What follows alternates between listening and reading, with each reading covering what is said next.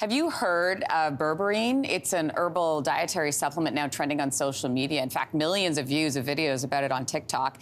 And the claims are Berberine has many of the same weight loss benefits as Ozempic, which is a diabetes drug that's become wildly popular as a diet drug.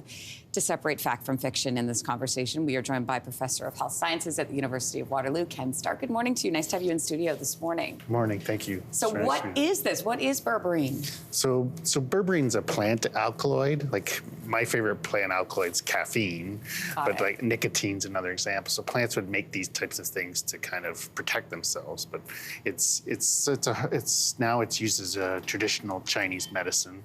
It's a herbal product that you can purchase and potentially use. What do you make of its popularity right now? It's surprising. It's been around a long time, so it's not a new compound. It has some effects on lipid lowering and has some effects on glucose control, and maybe a bit of weight loss. So it has some bioactivity and it has some effects, but nothing as strong as Ozempic. Okay, so let's talk about the difference between the two. Is it similar to Ozempic in any way? It's not at all. Like Ozempic is mimics a normal hormone in our digestive hormone in our bodies, but they've modified it so it doesn't break down. So it takes like 7-day half-life for Ozempic. The normal product's only a couple hours. So basically it's a satiety signal that basically people who take Ozempic don't feel hungry. So why are people tying the two right now? I'm not completely sure. I think there's some similarities in some of the effects, but the strength of the Berberine effects are so much weaker. So people say if you take it, you're going to lose weight. Is there any truth to that?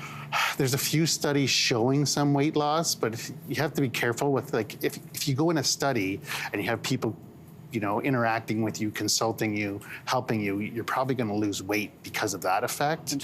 So there might be a small weight loss effect, but it's nowhere near what you're seeing with what happens with Ozempic. What are the potential dangers of taking this? Probably the biggest danger is it can interact with other drugs. So if you're on other drug therapies, you've got to be really careful because, again, it is a bioactive. It has effects on your liver, so it could interact with other drugs. The other challenge with herbal medicines is they're not regulated as much as pharmaceuticals, so you're not always sure exactly what you're getting. So you have to really trust your supplier or your source. I was going to ask you about that. Can it be regulated? Should it be regulated? It's tough, right? The problem with herbal medicines is you can't patent them. So there's not a lot of money to be made selling them. So there's not a lot of money to do the research on them either, right? So you have this tricky balance of where do these things fit in, and then who's going to pay for the research to bring them to the next level of use. If people are taking Berberine, are there side effects? There are some side effects, and they're actually somewhat similar to Ozempic. Like, one of the big ones is diarrhea. Constipation, so some GI disorders are sometimes associated with Berberine use. When you see these TikTok videos and you see all of this happening on social media, you as a professor, like, what are you thinking? Maybe I'm old school. It just seems that the TikTokers want attention and they're going to say what people want to hear. Right. And what kind of conversations would you be having with your students about this? I try to educate the students, try to teach them how to understand the literature so they can actually look at the studies themselves, and then they can make their decision, which I know with the whole thing with COVID, it really emphasizes that we need to educate people on how to understand the scientific literature so they can make educated decisions. Well, thanks for breaking it down for us, Professor, this morning. We really appreciate you coming in. Thank you. Thanks for having me.